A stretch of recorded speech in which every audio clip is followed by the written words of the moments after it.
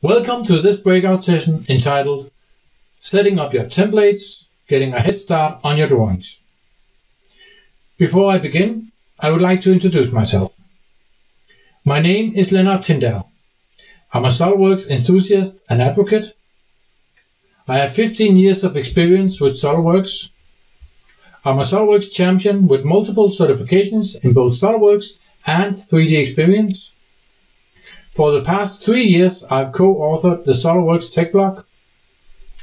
I'm doing a LinkedIn series called TINNDAHL Tip from the Train, containing small videos with SOLIDWORKS tips. Currently, I'm helping SOLIDWORKS users work smarter, not harder, at PLM Group, a reseller based in Northern Europe. And I'm from Denmark, in case you're wondering about the accent. This session will cover the following topics. Why should you use templates and work with the properties? How to plan ahead and be prepared. Getting started with property templates and the tool called Property Tab Builder. How to set up and save your model template. This includes both parts and assembly. Setting up your drawing template and creating your own title block. And finally, a small example on putting it all together. The first question that comes to some people's mind is, why on earth would I need to create my own template? Isn't it just a waste of time? That, of course, is a valid question. Now, to answer it, I've created a list of pros and cons of using templates and custom properties. Pros. It will be easier to get information from your model to your drawing. The information you receive from your model will always be consistent. Your bill of materials will be filled out automatically. The title block is always the same on all of your drawings. And of course, if you decide to move to PLM at a later stage, which I highly recommend, the transition will be much easier. Now, for the cons.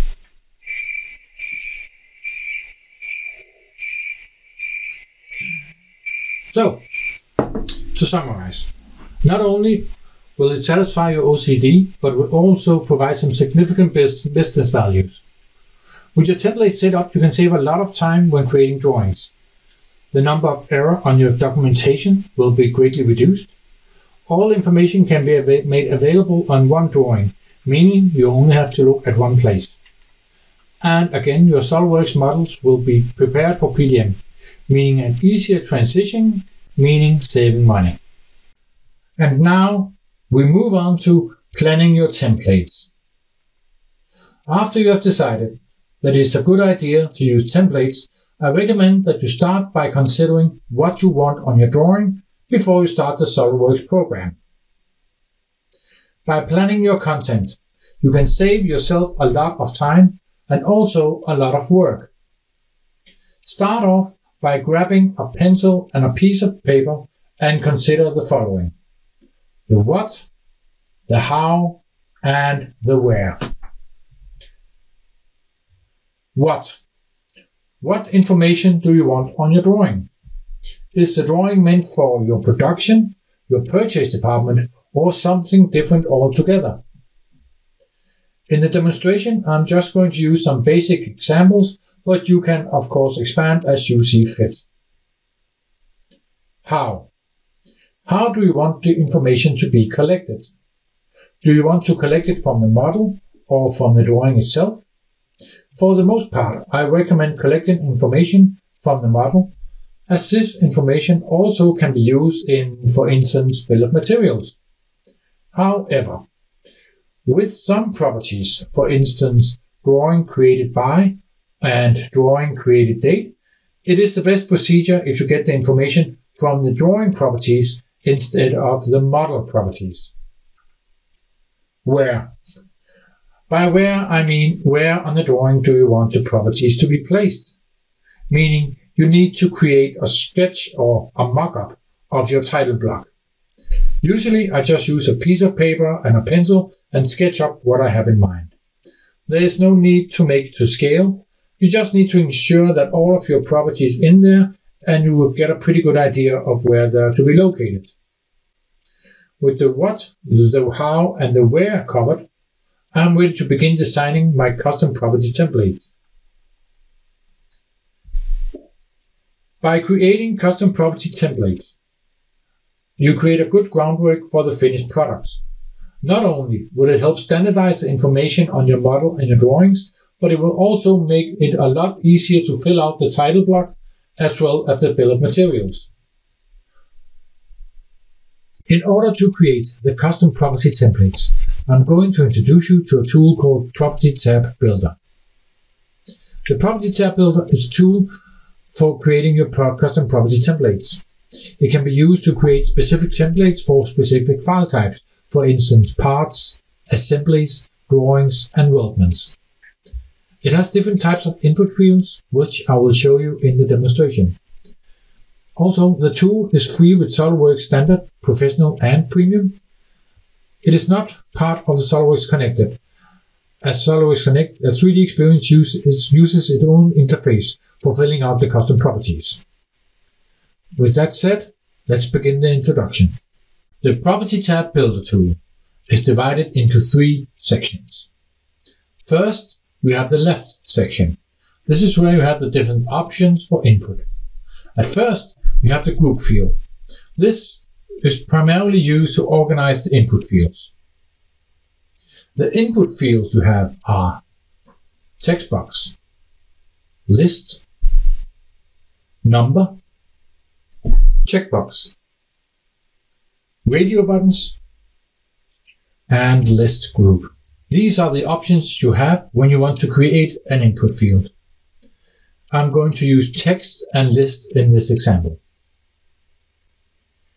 In the middle, you have the layout of your custom properties. This is the layout you will see when you open the Property tab in SOLIDWORKS. And on the right side, you have the options for the different input boxes. The control type tells you what sort of input box you currently are editing. Caption. This is the name that appears above the input field. Name is a custom property name that is going to appear in the custom properties. Type. This is what sort of input that is available. I will get more into the different types during the demo. Value. This determines if you want to have a field that has default values. There are a number of predefined SOLIDWORKS values, for instance, material, which I'm going to use in this demonstration. Configurations. This determines if the value is applied to the Configuration tab or the Custom Property tab.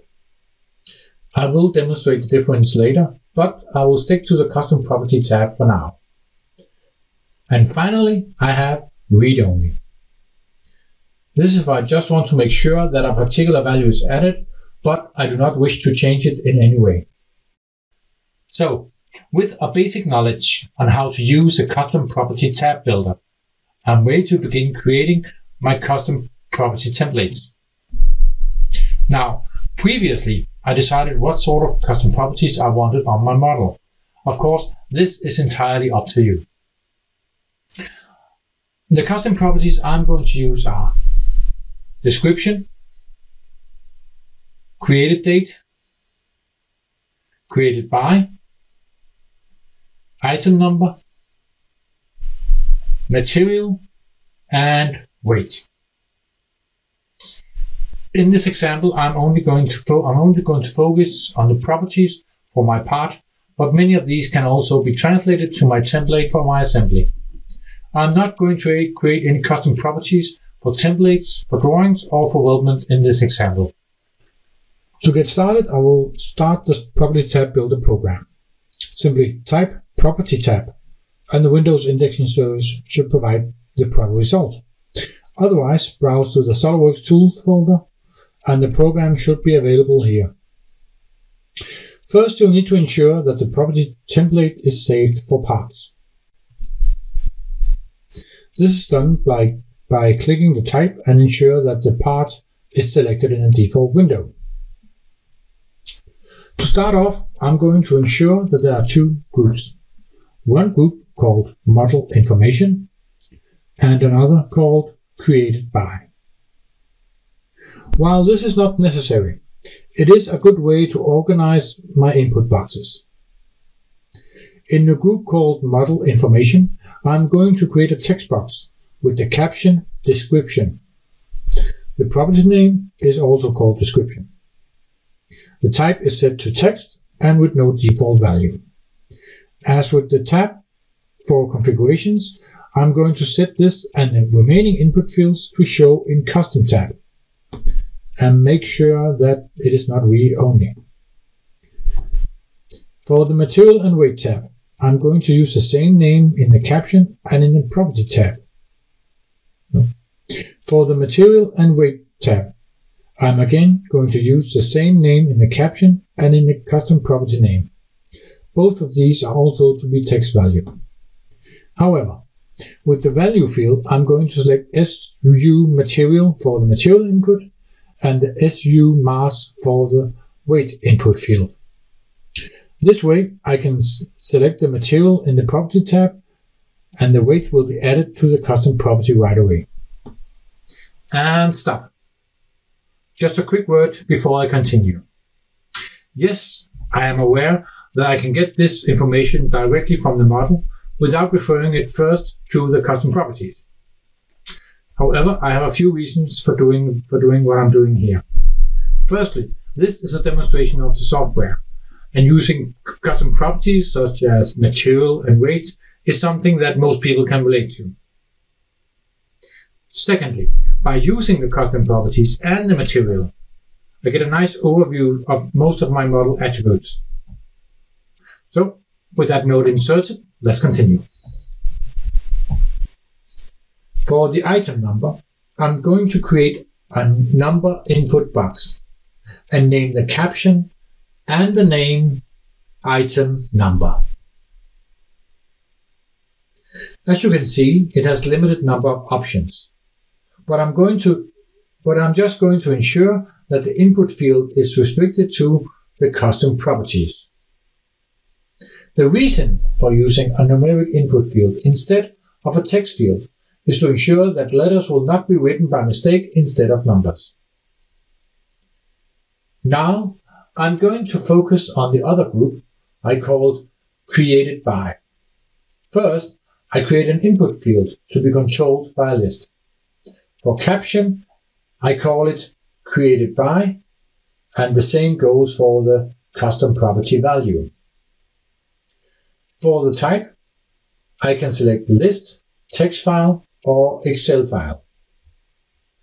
With the list, I can type in the different selection options. With the text file and the Excel file, I can link to an existing file. The main advantage with the last two is that I can just update the list in a document on a shared drive, and it will be selectable by the Property tab at once. I also have the option to allow custom values in case I think this is needed. For now, I'm just going to select the text document and link to the document I created earlier, which looks something like this. I'm also going to allow custom values. Next, I'm going to create a text input box and call the caption and the custom property Created Date. I'm going to set the type to date and ensure that the value is set to Custom Property tab. I press Save. Now, per default, the location is determined by the default location of the custom property files. After the part property template is saved, I'm going to press on the material input box and set the value to See Part Documents and ensure that it is read only. Next, I'm going to click on the layout area outside the group boxes and change the type to Assembly and save the template. Before I proceed, I just quickly want to show the three other options that are available when you create your property template. First, there is the checkbox. The checkbox gives you the option to predefine two values within the same custom property. For instance, if the property is purchased item and the checked value is set to X and the unchecked value is empty, this way you can have a box in your drawing which says purchased item, and if the item is purchased, an X will appear in the box. The checkbox also has some advanced options. Within these, you can state what controls that are to appear if the box is checked or unchecked. Just click on the box for checked and select the controls you want to appear if you set a check mark. Just note that it is possible for a property to appear in both checked or unchecked boxes at the same time. Next, there are the radio buttons. The radio buttons are similar to the check marks, but you have the option to add up to 10 selections. In this example, I'm just going to use it to show the different type of tolerances for my drawing. As with the check mark box, you have the advanced controls that gives you the options to hide or show controls depending on your selection. Lastly, there is the list group. This gives you the option to create a conditional list. To illustrate, I have created this Excel sheet. I have two different suppliers, and these suppliers have different locations. First, I insert the list group. Note that it has its own group. Next, I browse to find my Excel sheet. After the file is located, I need to decide what the list range is. This has to be typed in manually. I make sure not to select the headlines, but only the content. Now, I just want to make sure that the selection boxes are linked to the correct columns.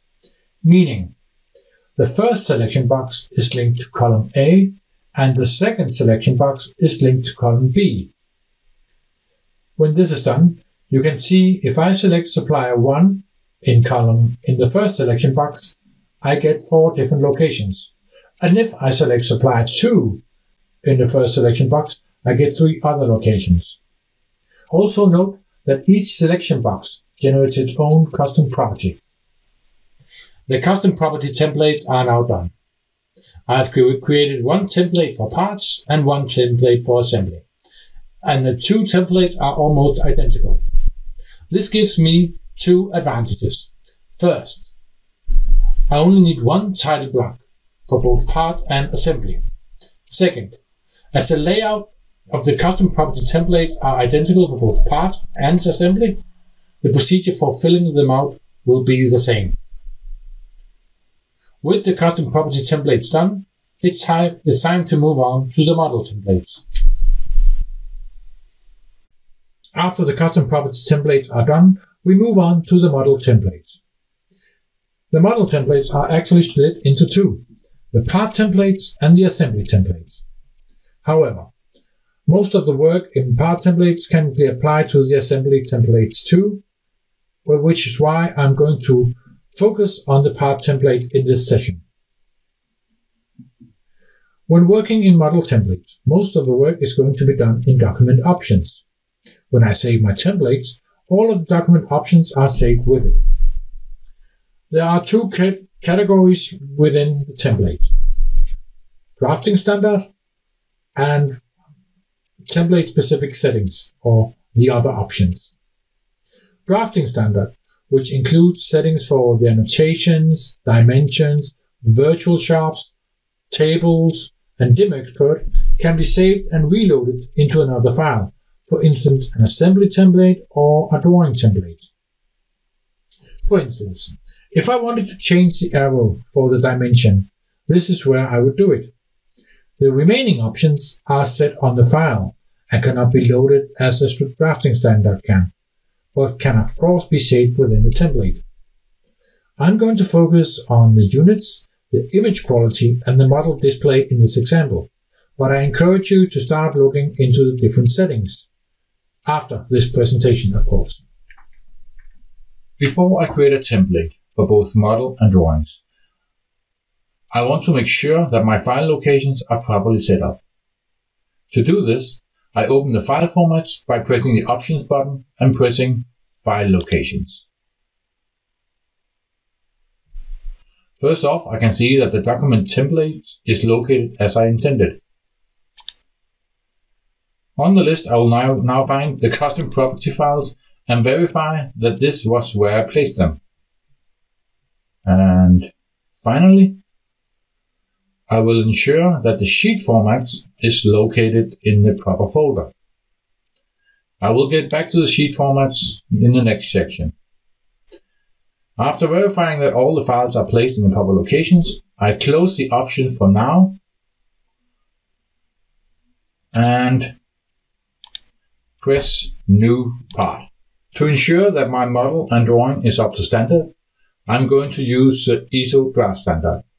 This is done by going to the document properties and ensuring that the overall drafting standard is set to ISO. Next, I want to ensure that the units is set correctly. So I go to Units and set it to mmgs.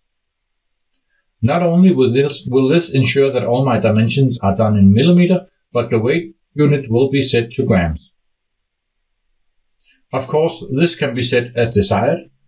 You can even customize your units to include, for instance, inches and weight in kilograms. However, I'm just going to keep to the standard.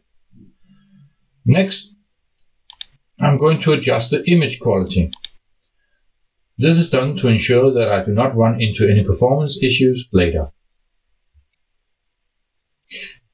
If this is set to high, you will experience performance issues when creating assemblies. They don't even have to be very complex. But usually I like to keep the image quality somewhere in the middle. These are the options I'm going to adjust for now, and I press OK. If need be, I can also change the background from the usual 3-point faded, but I'm just going to keep this for now. One thing to note on the scene and the view settings. The scene is saved on your template. The view settings are not. Next, I want to ensure that my file is connected to the custom property template that I created earlier. After this has been verified, I can now save the template using Save As and select Template. And there we go. After this is done, we can now verify that the template works as intended by opening the Property tab and fill out the fields. After I filled them out, I can verify that the custom properties has been filled out, but no information has been filled out on the Configuration tab. After the part template is done, the assembly template is next. As the work here is pretty much the same, I will just fast forward and the properties has been filled out, and I can now save the assembly template. The creation of the drawing template. Before I start, I'm going to talk about template and sheet format and the difference between the two of them. Afterwards, I'll look a bit deeper into the templates and the options they provide. And finally, I will cover the creation of the sheet format. Sheet format versus template and the different options you have with the two of them. The difference between the sheet format and the template is not that complicated. When working with SOLIDWORKS drawing, it appears something like what you see on the screen. To differentiate the two elements, I'm just going to separate them like this.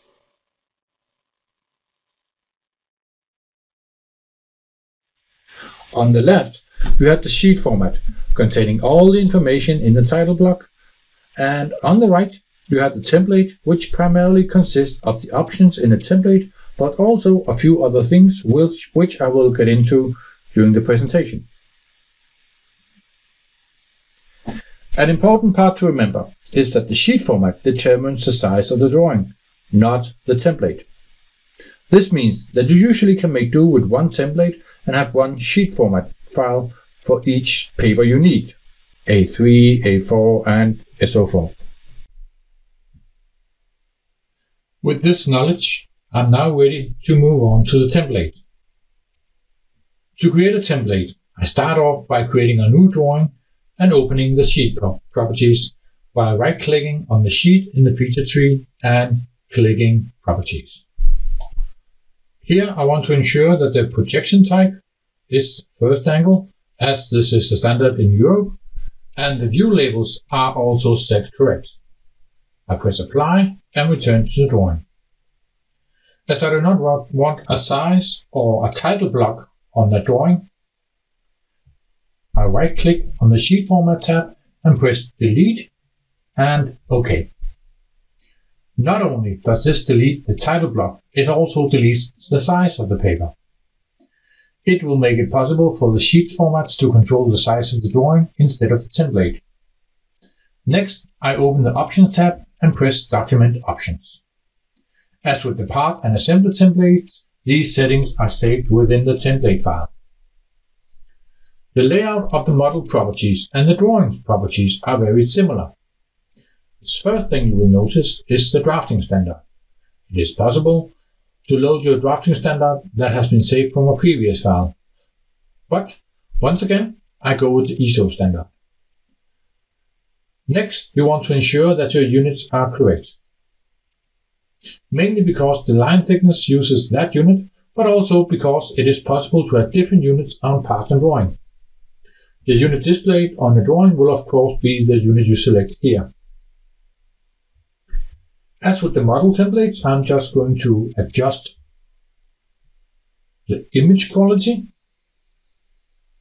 And afterwards, I will just go over the line font, the style, and the line thickness. One thing to notice about the line thickness, I can change it as much as I want. I will not see it until I print the drawing. However, the line, font, and styles are visible right away on the drawing. Once the options are done, I press OK. Now I'm just going to add some predefined views. Predefined views are a great way to get you started quickly with your drawing. In this session, I'm going to create 3 basic views and the isometric view. First, I press the predefined view button and place the view as I want it to be placed. Next, I'm going to make sure the display style is set as desired and that I follow the scale on the document. Now I will create the projected views as well as the isometric view. One thing to note with the predefined views, as the template has no size, you might need to move the views around a bit when you insert the sheet format. But by using this method, you can quickly create the views you need. When I'm satisfied with the views, I'm done with the template. I press Save As and find Save As Template. Notice that the default location is my document template location. And now that the drawing template is done, I'm going to start with the sheet format. The final part of preparing the templates for use is to create the sheet format. To do this, I'm going to continue working on the file that I used as a base for my template. To start off, I'm going to define the size of the sheet. So I right-click on the Sheet tab and press Properties. Under Sheet Format Size, I press Custom Size and type in the size for an A3 paper and press Apply Changes. Next, I locate the Sheet Format tab and press it. Then, click Edit Sheet Format. First, I'm going to add a border to my drawing using the options given here. And after this is done, I'm going to create my title block that I sketched earlier, like this. Now, I want to transfer my values from the model to the drawing. To do this, I have two options. First, the easy way.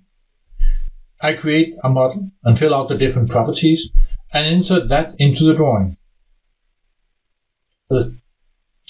Now, I re-enter the edit sheet format state and press Insert Annotation. While the command is active, I press Link to Property and select Model Found Here, and select the property I want to insert. This is the safest and by far the easiest way to link to your model properties. The other way is a bit more tricky, but it also gives you the option to customize it completely. Again, I select Node, press anywhere random on the screen, and type in test. Now, I press Escape and right-click on the text and select Edit Text in Window. When the window is active, I type PRP Sheet. Let's just pause. Before I go any further, I would like to explain the difference between the PRP and the PRP Sheet command. The PRP command refers to a property within the document.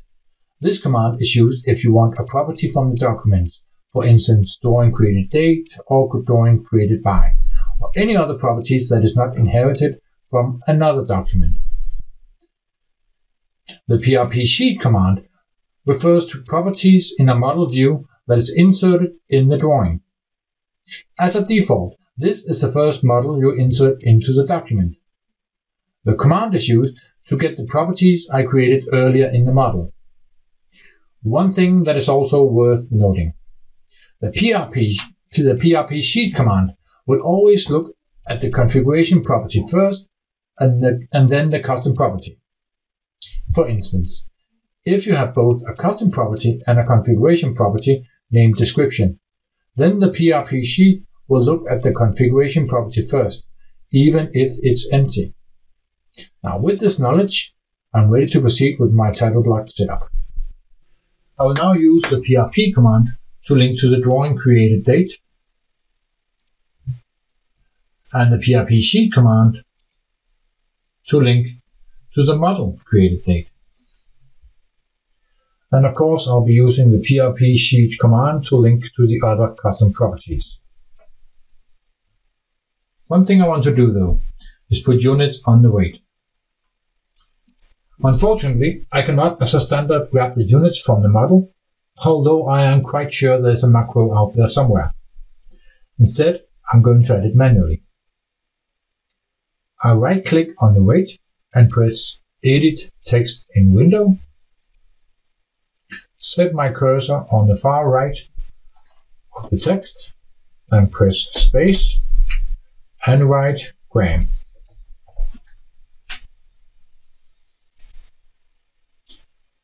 Once this is done and I'm satisfied with my sheet format, I save it. I go to File, Save as Sheet Format. Notice that the file is automatically placed in the default folder. I save it as an A3. And I'm ready to start testing my templates. Now, the custom property templates are done. The assembly and the part template are also done, and I've just finished off with the drawing template as well as the sheet format. With all of the templates ready, I'm ready to begin my testing. First, I'm going to create a part using the part template that I created earlier. And I'm just going to fast forward here once again. Then I go to the Property tab Builder and fill out all the necessary information. Notice that the weight is filled out automatically and that it changes whenever the material changes. Next, I just want to verify that the custom properties are filled out. Great. In order to create a drawing, I need to save the model first. So I press Save. And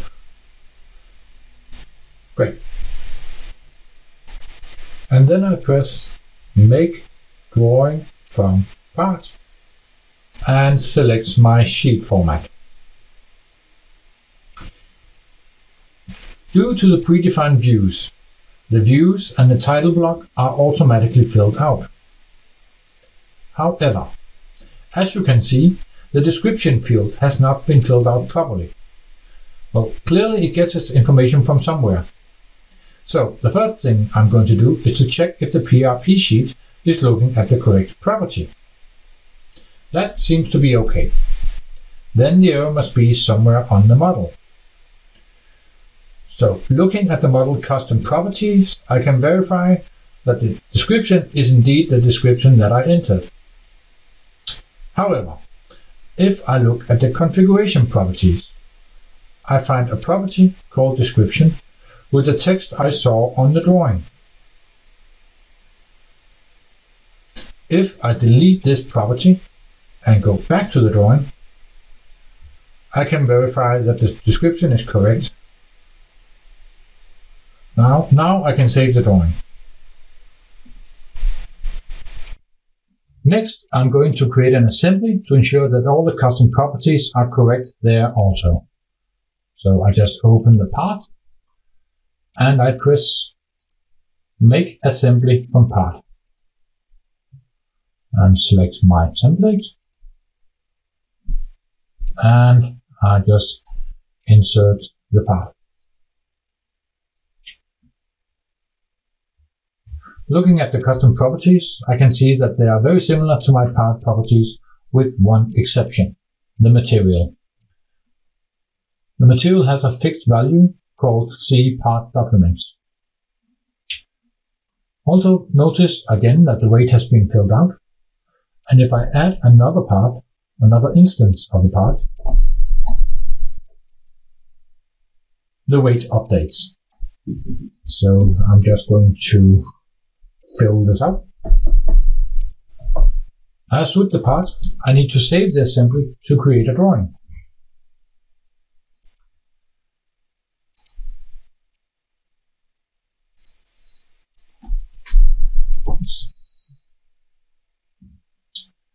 After saving the assembly, I go to File and press Make Drawing from Assembly.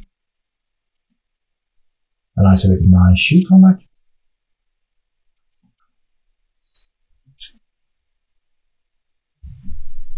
And the views and the title block are once again filled out. Again, notice the materials.